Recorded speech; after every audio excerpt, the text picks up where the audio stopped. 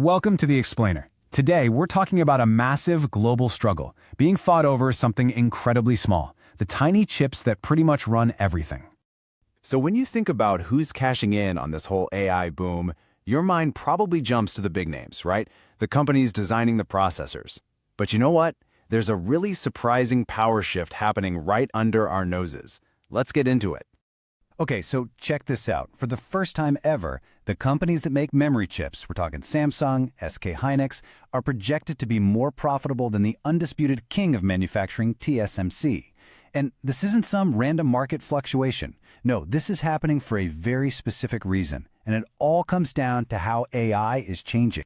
You see, we're shifting gears with AI. We're moving away from the training phase, feeding these massive models tons and tons of data to teach them, and we're moving into the inference phase. That's where we actually use the AI in our everyday apps and services. And it turns out inference is incredibly hungry for a specific type of super-fast memory, something called HBM. Demand for the stuff has just gone through the roof, and that's squeezing the supply, and you guessed it, sending prices soaring. But look, this is about way more than just market economics. To really get why these little pieces of silicon are at the heart of a global power struggle, you've got to pull the camera back, way back, because this whole market shift, it's really just one battle and a much, much bigger conflict. We're talking about a new kind of Cold War, a technological one, between the US and China. Think about it like this. For AI, you need three key things: data, algorithms, and compute. You can have all the data in the world and the smartest algorithms ever written, but if you don't have the raw horsepower to process it all, well, it's useless. That raw power is what we call compute. And right now, compute is the biggest bottleneck. So naturally, controlling the tools to make that compute has become a massive geopolitical goal. So how do you unlock that next level of compute? Well, it all comes down to this incredibly complex technology called lithography. The best way to think about it is like a super advanced form of photography. It uses light to etch these ridiculously intricate patterns onto silicon wafers. We're talking billions of tiny switches that create the superhighways for information. And the absolute cutting-edge version of this, called EUV, is basically a monopoly. It's all held by one single company in the Netherlands, ASML. Okay, so the US has put sanctions in place that block China from buying these critical EUV machines from ASML. So what does China do? They announced their own version, a machine called Shiji. The billion-dollar question, of course, is this a real game changer? Can it actually break that monopoly and put China back in the race? Well, here's the thing. It really all boils down to speed. EUV technology is like a giant ultra-fast projector. It flashes the entire complex pattern for a chip all at once. It's designed for mass production, churning out millions of chips. China's new E-beam tech, it's more like drawing that same pattern point by point with a super fine tipped pen. It's incredibly precise, and it's a huge deal for their research and development for sure. But when it comes to mass production, it's like trying to print a newspaper one letter at a time. It just can't compete on scale. And this whole fight over one type of machine really shines a light on just how connected and honestly how fragile this entire system is. We're not just talking about a war over a single piece of tech. We're talking about a conflict that spans the most complex, most globalized supply chain the world has ever seen.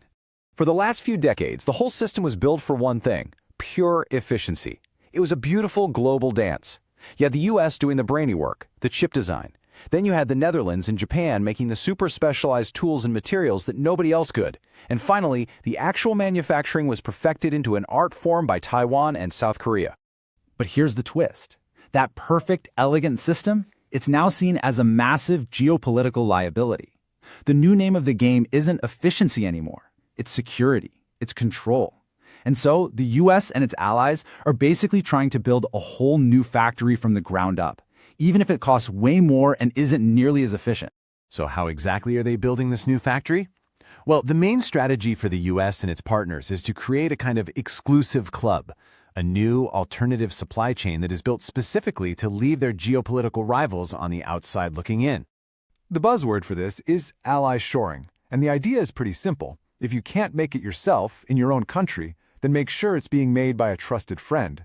The goal is to build what's being called a trusted value chain, and it's not based on who can do it cheapest anymore. It's based on shared values and mutual security. And this is what it looks like in practice: the Fab 4 Alliance. It's a plan to bring together the unique, best-in-class strengths of four major players. You've got US design and software, You've got Japan's specialized materials, you've got South Korea's mastery of memory chips, and of course, Taiwan's cutting-edge manufacturing. The goal? To create one powerful, resilient ecosystem without China. But, this isn't just a simple two-player game between the US and China. Not at all. Other countries are looking at this massive global reshuffling and seeing a huge opportunity, a once-in-a-generation chance to carve out their own piece of the pie. And you can really see two completely different strategies emerging. On one side, you have China looking inward, going all in on technological self-reliance, no matter the cost. And on the other side, you've got India looking outward, basically rolling out the red carpet and saying, hey world, come build with us, trying to become a key part of these new global supply chains. China's strategy is called dual circulation, and they are pouring unbelievable amounts of money into it. The basic idea is to build up their own self-sufficient domestic industry, but still engage with the world, just on their own terms.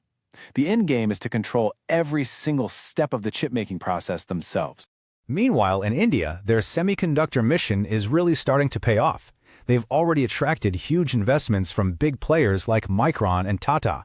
And when you think about it, they've got a lot going for them, a massive talent pool of engineers and a government that's aligned with the West. They are making a very aggressive play to become the go-to alternative as manufacturing shifts away from China. And don't think the old guard is just sitting on the sidelines. Oh no, Taiwan is doubling down on its famous silicone shield strategy. The idea is simple. If the entire world depends on your chips to run everything from iPhones to military hardware, you're too important to fail. That's their security guarantee. At the same time, you have Japan, which has always been this quiet giant in super specialized materials. Now they're using that leverage to bring huge TSMC factories back to Japan, hoping to reboot their own legendary manufacturing base. So what's the big takeaway from all of this? It's that we have fundamentally entered a new era.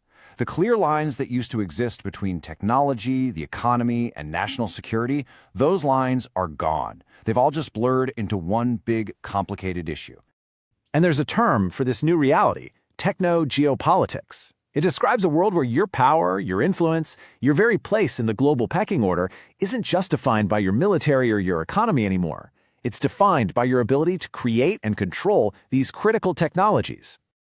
So what does this mean for all of us, really? It means that the era of globalization that gave us 30 years of incredible, breakneck technological progress, well, it's breaking apart. It's being replaced by these competing tech blocks, each building walls around its technology with sanctions and export controls, all driven by national security. And that leaves us with a really big, kind of troubling question. As we build these new, supposedly more secure technological ecosystems, what are we losing in the process? Is the price of security giving up the incredible efficiency and the global teamwork that fueled the last 3 decades of amazing progress? It's something to think about.